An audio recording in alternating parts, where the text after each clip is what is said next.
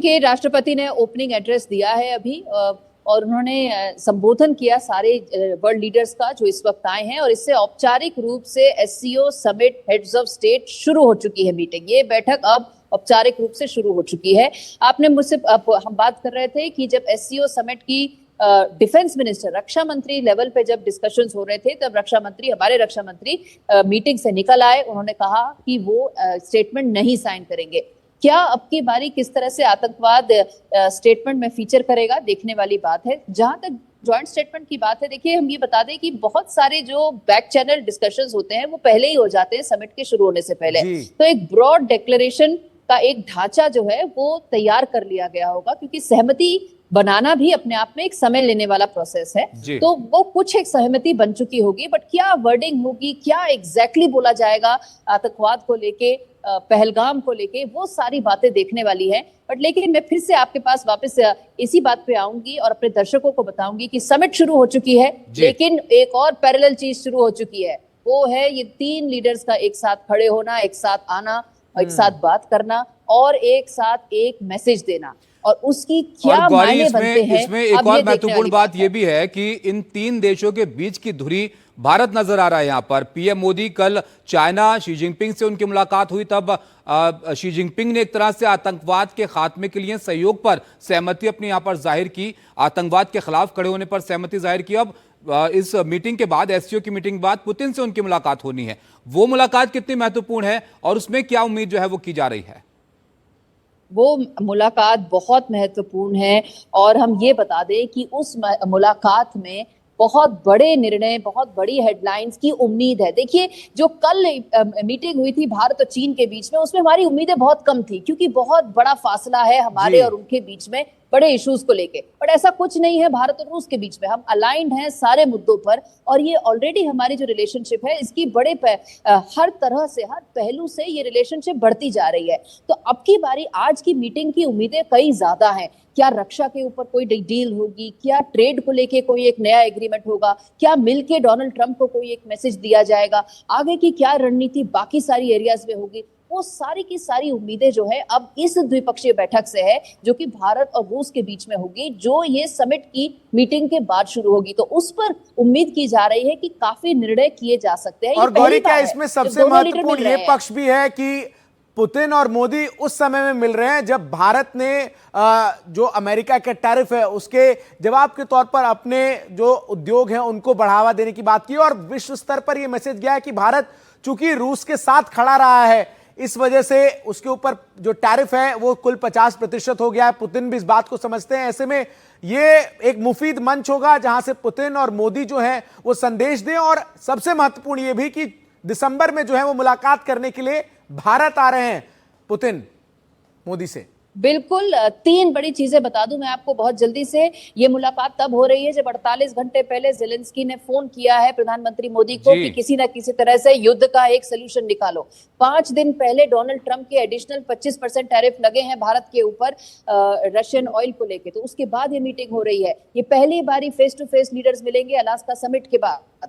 और लास्टली मैं बता दूं, ये पहली बारी ये दोनों लीडर्स मिल रहे हैं। इसके बाद जो है भारत में वो लोग मिलेंगे जब भारत में फॉर्मली इनवाइट करके व्लादिमीर पुतिन आएंगे पूरी की पूरी अपनी रशिया रिलेशनशिप को आगे ले जाने के लिए। आखिरी चीज, पहली बारी दोनों लीडर्स मिल रहे हैं ऑपरेशन सिंदूर के बाद, पहलगाम टेरर अटैक के बाद। ये सारी चीजें बहुत इंपॉर्टेंट है, क्योंकि रूस ने भारत का समर्थन किया है पूरे समय पहलगाम और उसके बाद ऑपरेशन सिंदूर को लेके। तो ये सारी चीजें जो है चर्चा में कहीं ना कहीं जरूर आएंगी, और इस वाली चर्चा में, इस द्विपक्षीय बैठक में उम्मीदें ज्यादा हैं, क्योंकि बहुत कुछ अलाइनमेंट है भारत और रूस के बीच में। तो इसलिए उम्मीद की जा रही है कि सारे क्षेत्रों में आगे होगी, बढ़ोतरी होगी, और कुछ एक सॉलिड मैसेजिंग निकल के आ सकती है, जिसकी वजह से डोनाल्ड ट्रंप की नींदें शायद और भी मुश्किल हो जाए। बिल्कुल गौरी, एक जो लड़ाई को खत्म करने की कोशिश एक तरह से कहिए दावे डोनाल्ड ट्रंप कर रहे थे, रशिया यूक्रेन, अगर ज़ेलेंस्की भारत में पीएम मोदी से बात कर रहे हैं इस मुलाकात से पहले, तो यह भी दिखाता है कि दुनिया का भरोसा किसकी तरफ ज्यादा है।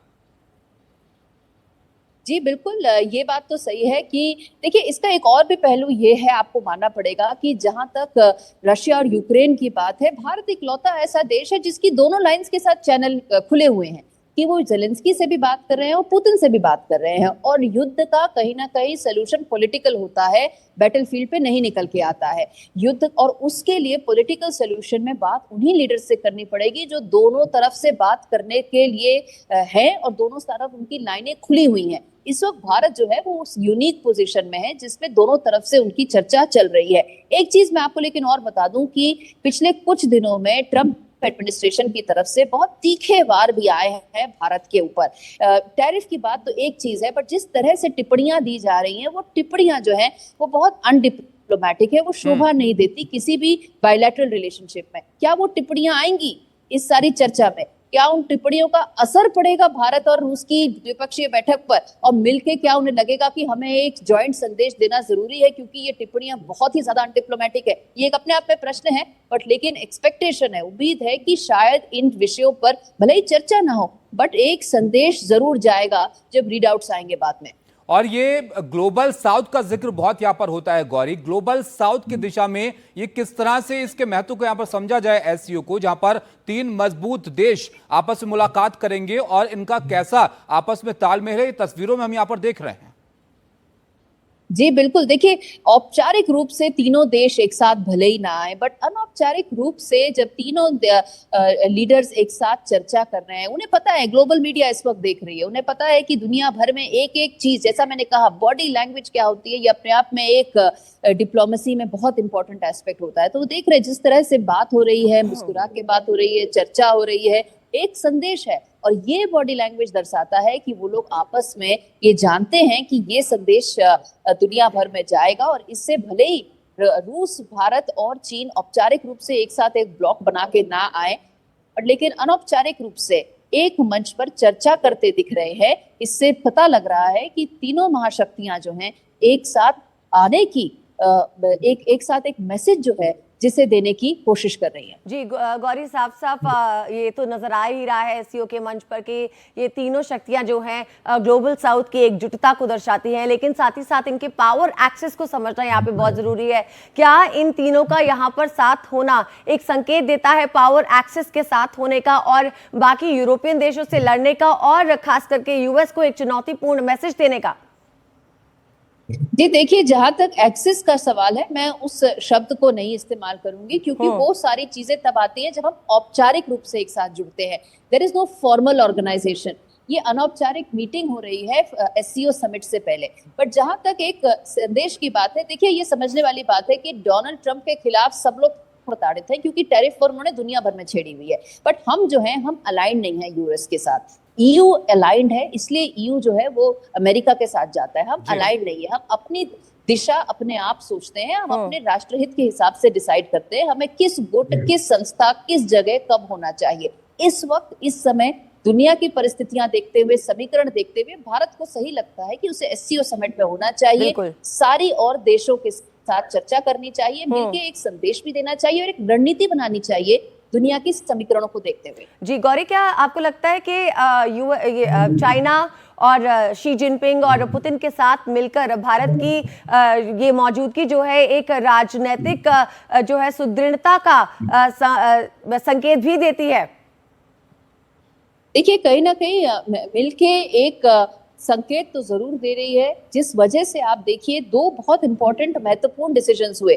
समिट शुरू होने से पहले डोनाल्ड ट्रंप ने कहा, न्यूयॉर्क टाइम्स ने कहा कि डोनाल्ड ट्रंप क्वाड नहीं आएंगे। अब जब क्वाड औपचारिक रूप से शुरू ही नहीं हुआ इस साल, तो डोनाल्ड ट्रंप क्यों कह रहे हैं कि वो नहीं आएंगे? क्यों? क्योंकि उन्हें पता है कि उन्हें रिस्पॉन्स करना पड़ेगा। आज देखिए, आज ये समिट शुरू होने से पहले ही पीटर नवारो ने फिर से अपनी पुरानी चीज दोबारा रिपीट करी, महाराजा टैरिफ्स की। अरे एक बार बोल चुके हो, दोबारा क्यों बोल रहे हो? इसलिए बोल रहे हो क्योंकि लग रहा है कि रिस्पॉन्ड करना जरूरी है। तो ऐसा नहीं है कि ट्रंप एडमिनिस्ट्रेशन देख नहीं रही है कि इस वक्त क्या हो रहा है, बहुत माइन्यूट डिटेल्स को फॉलो किया जा रहा है, जिस वजह से वॉशिंगटन से भी रिस्पॉन्सेज आ रहे हैं। और हमें लगता है, मुझे लगता है कि शायद और रिस्पॉन्सेज आज रात को भी आए, जब डोनाल्ड ट्रंप स्वयं पूरी समिट के खत्म होने के बाद एक किसी न किसी तरह की टिप्पणी दे।